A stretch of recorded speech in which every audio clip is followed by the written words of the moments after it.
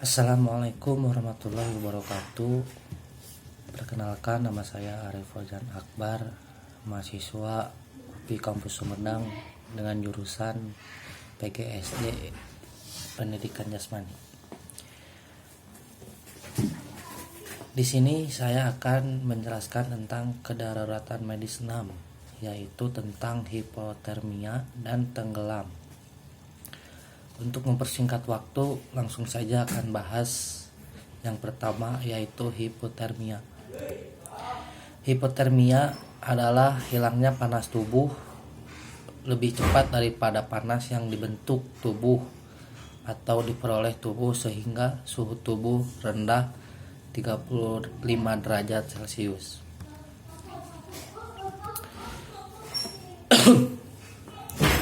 Penyebab hipotermia yaitu hipotermia terjadi ketika panas yang dihasilkan tubuh tidak sebanyak panas yang hilang. Sejumlah kondisi yang berpotensi membuat panas tubuh banyak hilang dan menyebabkan hipotermia, yaitu yang pertama, terlalu lama berada di tempat dingin.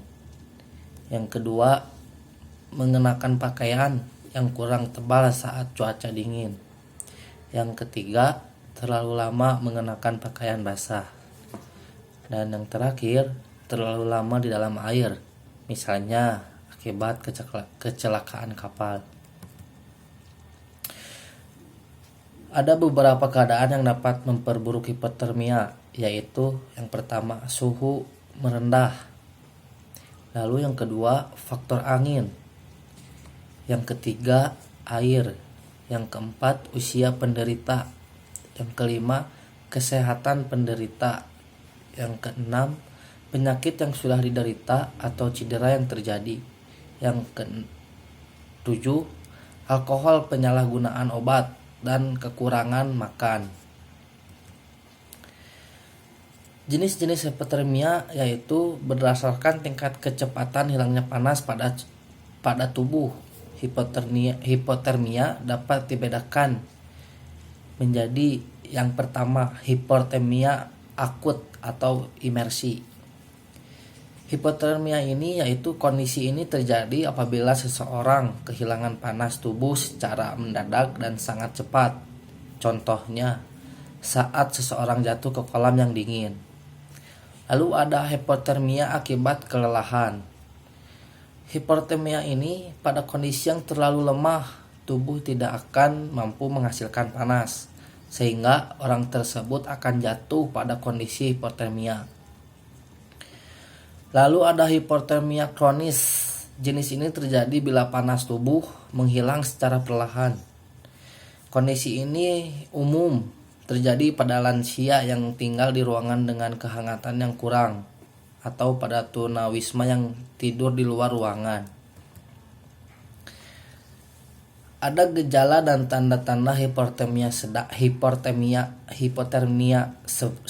dan hipotermia berat. Untuk hipotermia sedang yaitu yang pertama, menggigil. Yang kedua, terasa melayang. Yang ketiga, pernapasan cepat, nadi lambat, gangguan penglihatan. Lalu ada reaksi manik, mata lambat, dan penurunan respon. Untuk gejala dan tanda hipotermia berat, yang pertama ada pernapasan sangat lambat. Yang kedua, denyut nadi sangat lambat. Yang ketiga, tidak ada respon. 4. Manik mata melebar dan tak bereaksi. Yang kelima, alat gerak kaku, dan yang terakhir tidak menggigil. Pada bayi, hipotermia ditandai dengan kulit yang terasa dingin dan terlihat kemerah-merahan. Bayi juga terlihat diam, lemas, dan tidak mau menyusu atau makan. Nah, sekarang ada penanganan hipotermia. Yang pertama, penilaian dini dan memeriksa fisiknya. Lalu pindahkan penderita ke tempat yang lebih hangat. Yang ketiga, jaga jalan napas. Yang keempat, ganti pakaian yang basah. Yang kelima, beri minum dan makanan bila sadar. Yang keenam, pantau tanda vital dan rujuk. Rawat penderita dengan hati-hati dan jaga agar tetap hangat. Bila orang tersebut masih bernapas dan denyut nadi masih ada, lakukanlah tindakan ini untuk membuat suhu tubuhnya kembali normal. Yang pertama, pindahkan dia ke tempat yang lebih kering dan hangat. Pindahkan secara hati-hati karena gerakan yang berlebihan dapat memicu denyut jantungnya berhenti. Jika pakaian yang dikenakan basah, maka gantilah dengan pakaian yang kering. Tutupi tubuhnya dengan selimut atau mantel tebal agar hangat. Jika dia sadar,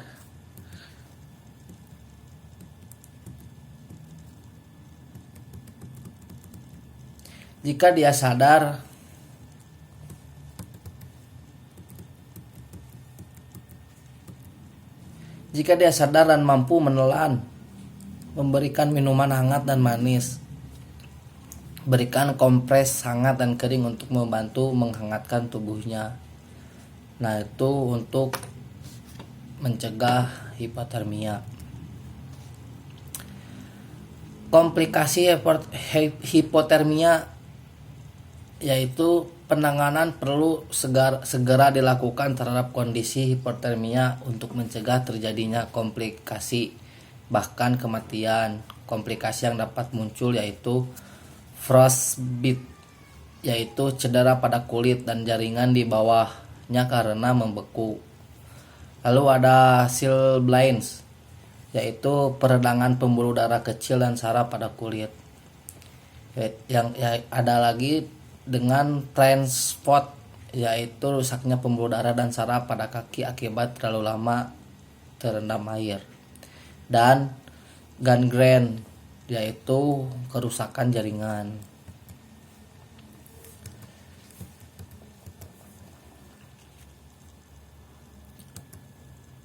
Nah, sekarang membahas tentang tenggelam. Gejala tenggelam. Orang yang tenggelam dapat menunjukkan tanda-tanda berupa suara yang keluar akibat panik dan gerakan tubuh menggapai permukaan air atau untuk meminta pertolongan pada korban tenggelam yang masih tertolong. Gejala yang nampak adalah batuk-batuk, lalu ada muntah, sesak nafas, nyeri dada, area sekitar perut yang membengkak, dan wajah yang membiru dan dingin. Ada pedoman pertolongan tenggelam. Yang pertama, ada keamanan tempat. Yang kedua, kondisi penderita. Yang ketiga, kondisi air. Dan yang keempat, sumber daya yang tersedia. Penanganan tenggelam yaitu pindahkan penderita ke tempat yang lebih aman. Lalu yang kedua, lakukan pemeriksaan dini. Yang ketiga, beri O2 bila ada. Yang keempat, jaga kehangatan tubuh penderita. Jika penderita tidak respon di air dangkal, maka lakukanlah hal ini. Yang pertama, pertahankan jalan nafasnya. Lalu yang kedua, topang punggung penderita. Yang ketiga, stabilisasi kepala dan leher. Dan yang terakhir, pertahankan wajah tetap ke atas bila respon dan menghadapi ke bawah jika tidak respon. Jika penderita tidak respon di air yang tidak aman, maka hal yang harus Anda lakukan yaitu yang pertama, posisikan penderita di atas papan spinal. Lalu yang kedua, pindahkan penderita dari air. Dan yang terakhir, nafas buatan bila perlu. Komplikasi tenggelam. Sejumlah komplikasi tenggelam yang berisiko terjadi tergantung seberapa lama korban tidak mendapat oksigen. Yang pertama, ketidakseimbangan cairan dan senyawa-senyawa di dalam tubuh. Lalu yang kedua, hemolisis, yaitu hancurnya sel-sel darah. Yang ketiga, pneumonia atau peradangan pada satu atau kedua paru-paru. Yang keempat, gagal jantung. Yang kelima, stroke dan kerusakan otak. Mungkin itu saja yang dapat saya sampaikan materi tentang hipotermia dan tenggelam. Mohon maaf bila ada kekurangan dan kesalahan kata-kata yang telah saya sampaikan.